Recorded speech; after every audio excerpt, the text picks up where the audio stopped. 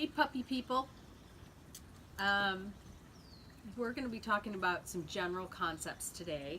The first week of puppy training is really about making sure that the dog feels comfortable and confident. If they can't, it's very hard for them to learn. So we're making sure that we're developing good relationships. So I have these guys here so you can kind of see regular antics that go on. They're both mouthing me, mouthing my shirt, mouthing each other. It's great for them to do that to each other, but not to us. So first rule of thumb is always to make sure that you have some kind of toy that you can put in their mouth so that they're mouthing a toy instead of biting you or biting your shirt. The other thing to know about working with the puppies is that a lot of this concepts that we're working on are about self-control, teaching the puppy that they have the skills, they just have to figure out what they are. Meaning, if they want their food, they have to learn the thing that they're going to do is sit for it. I could say sit all day long, but they don't know what that word means. So what dogs do is they try different behaviors and they see what works.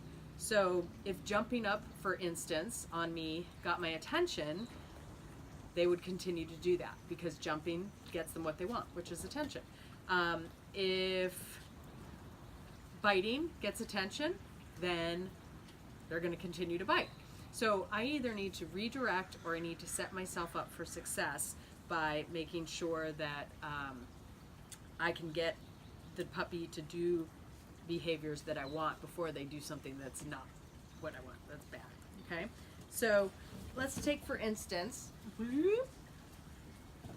hi, so let's say I have a bag of food here. What is this? Hi, what is that? Oh, now we have one smart little puppy who just sat right away. Good job. Very nice. Good job. What if I got something super enticing? What is that? Oh, we're gonna jump for that. Yes, good job. So sometimes stuff that's really enticing or the puppy's super excited, we're gonna jump. There we go. And then sitting gets them what they want. So you can tell that that's a different thing than me coming up and saying sit.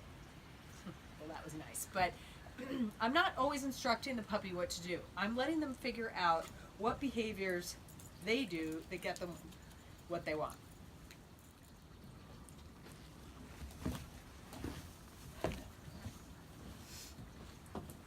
So one of the things we work on a ton, not just in the first week, but pretty much all throughout my training, is what we call the name game.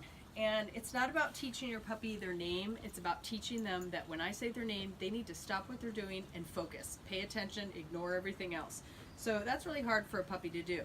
They also hear their name a billion times during the week, and usually there's not a lot of value associated with that. What I mean is they will hear their name and something bad follows. Eloise, no. Eloise, stop jumping. Eloise, whatever that may be. So we need to make sure we work really hard to get the dog to understand that paying attention to that name is something they really want to do. Oh, excuse us. Okay, so Eloise, yes, good. So all we're doing is saying the puppy's name and we're waiting for her to turn and look at us, and then she gets rewarded, okay? Oh, wait till she's distracted, do something else, walk around a little bit. Eloise, yes, good. Another really important concept, thank you. Now you can see that these guys are really focused and pay attention when they know that there's something good involved. That's because we've been working all week on making sure that they understand sitting for me is a really good thing. Sitting, giving me calm attention like this, gets them rewarded. So the more a puppy does something and the more they get rewarded for it, the more they want to offer that behavior. That's what I'm looking for. I'm looking for a puppy that offers me nice behaviors without being told what to do all the time. So that when there's lots of distractions and when there's lots of things that get them excited, they still know how to go back to that fundamental behavior of sit or be calm for things that they want. Another thing we work on is called collar grab, where I just grab the collar and I give a little treat. I grab the collar, I give a little treat. Dogs have what we call an oppositional reflex. So usually if I pull, Eloise is really good. She actually walks towards me. A lot of dogs, okay, there's a good example of a behavior that I don't like, jumping up on a counter to get something. I'm gonna just put the puppy, make sure that they get knocked down for that. I want to give them very little attention though. I don't need to make a big deal. No, stop. Just sort of go ahead and push them down. Same thing if I jump and the puppies jump up to get my attention. I'm just going to push them down. Eloise! Yes, good girl. Very nice. So if I ignore them for a second, they're probably going to start jumping on me to get my attention. See what happens. Maybe, maybe not. Hi, guys. Hi. What is that? Now, if they wait for a while and they're doing a really good job, again, I'm going to make sure that I'm always rewarding for behaviors that I like. That's so good. Thank you so much. What a good girl. Now, we've got 2 puppies here. We know that part of Eloise's developmental stuff we've been working on is her resource guarding, her not wanting to share. I saw that firsthand the other day. Some treats spilled on the ground, and this puppy was around and I was around, and she growled and tried to go after me when I pulled her away from the treats.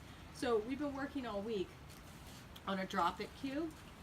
And drop it, we teach the dog that if they have something they really like, and I like to have the other dog around too, because it sort of helps to get the Eloise to understand like that it's sharing is caring, you know. So all I'm going to do is I'm going to tell her drop it, and then I'm going to offer her a treat, and I'm going to take this yummy I don't even know what this is. I think it's rawhide. All right, drop it. She doesn't have to drop it on her own, but I'm going to reward her when she hears that word, and then take it. I'm going to give her this thing back.